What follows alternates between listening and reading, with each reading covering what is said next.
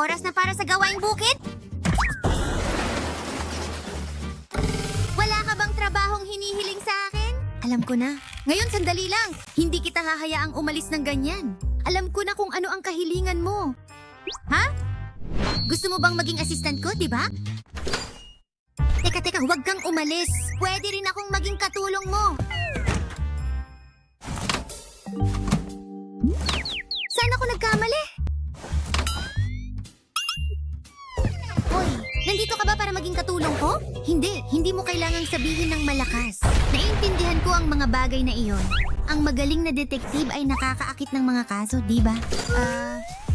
May kliyente ako na gustong maging assistant ko. Talaga? Ang karanasan ng pagtataksil sa organisasyon ay magiging isang malaking yaman balang araw. Sige, simula ngayon, ito na ang Amelia Watson Detective Agency. Ako ang magiging katulong mo. Pagkatapos, maari ba kitang pakiusapan na linisin ang bahay? Ano ang gusto mo?